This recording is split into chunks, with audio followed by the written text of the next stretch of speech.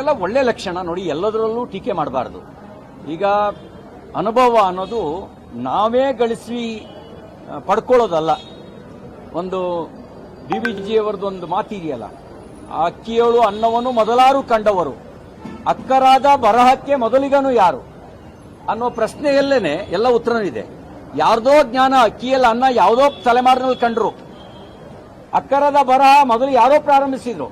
ಹಾಗಾಗಿ ಅನುಭವ ಅನ್ನೋದು ದೊಡ್ಡದಿರುತ್ತೆ. ಮಾಜಿ ಮುಖ್ಯಮಂತ್ರಿಗಳ ಹತ್ರ ಹೋಗೋದು, ಅನುಭವವನ್ನು ಕೇಳೋದು ತಪ್ಪಲ್ಲ, ಅದು ಒಳ್ಳೆಯ ಲಕ್ಷಣನೂ ಹೌದು. ಯಾಕೆ ಅಂದ್ರೆ ನಮ್ಮ ಪರಂಪರೆಯೇ ಆಗಿದೆ. ರಾವಣ ಅವನತ್ರ ಜ್ಞಾನವನ್ನು ಪಡ್ಕೊಳ್ಳೋದಕ್ಕೆ ಲಕ್ಷ್ಮಣನ್ ಕಳಿಸ್ತಾನೆ ರಾಮ. ರಾವಣನ ಹತ್ರ ಅಗಾಧವಾದ ಜ್ಞಾನ ಇದೆ.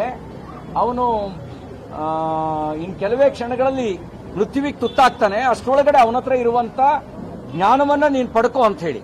ಅದೇ ತರ ಸರಸಯ್ಯಲ್ಲಿ ಮಲಗಿದ್ದಂತ ಭೀಷ್ಮನ ಹತ್ರ ಧರ್ಮರಾಜ ಹೋಗ್ತಾನೆ ಜ್ಞಾನ ಪಡ್ಕೊಳ್ಳಕ್ಕೆ. ಕೃಷ್ಣ ಕಳಿಸ್ತಾನೆ, ನೀನು ಧರ್ಮರಾಜನ ಹತ್ರ ಹೋಗಿ ರಾಜನೀತಿ ಅಂದ್ರೆ ಏನು ಅನ್ನೋದನ್ನ ತಿಳ್ಕೊ ಅಂತ ಹೇಳಿ. ಅಂತ ಒಂದು ಪರಂಪರೆ ಇರಬೇಕಾದ್ರೆ ಮುಖ್ಯಮಂತ್ರಿಗಳ ಆದವರು ಹಿಂದಿನ ಮುಖ್ಯಮಂತ್ರಿಗಳ ಹತ್ರ ಹೋಗಿ ಸಲಹೆ ಪಡೆಯೋದು ತಪ್ಪಲ್ಲ. ಅದು ಈ ದೇಶದ ಭಾರತೀಯ ಸಂಸ್ಕೃತಿಯ ಪರಂಪರೆಗೆ ಅನುಗುಣವಾಗಿಯೇ ಇದೆ. ಹಾಗಾಗಿ ನಾವು ಅದನ್ನ ತಪ್ಪಾಗಿ ಗ್ರಹಿಸೋದಿಲ್ಲ. ಒಳ್ಳೆಯದು, ಅವರಿಂದ ಒಳ್ಳೆ ಮಾರ್ಗದರ್ಶನವನ್ನು ಪಡೆದು ಅದನ್ನ ಆಡಳಿತದಲ್ಲಿ ಅನುಷ್ಠಾನಕ್ಕೆ ತನ್ನಿ. ನಿಮಗದು ಅವಕಾಶ ಅದಿದೆ.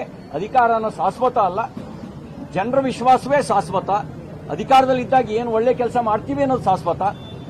ಆ ನಿಟ್ಟಿನಲ್ಲಿ ನೀವು ಆ ಒಂದು ಅನುಭವವನ್ನು, ಉಳಿದವರ ಅನುಭವವನ್ನು, ಒಳ್ಳೆಯ ಅನುಭವವನ್ನು ನೀವು ಅದನ್ನು ಅನುಷ್ಠಾನಕ್ಕೆ ತನ್ನಿ ಅಂತ ಅಷ್ಟೇ ನಾನು ಹೇಳಲಿಕ್ಕೆ ಬಯಸ್ತೇನೆ.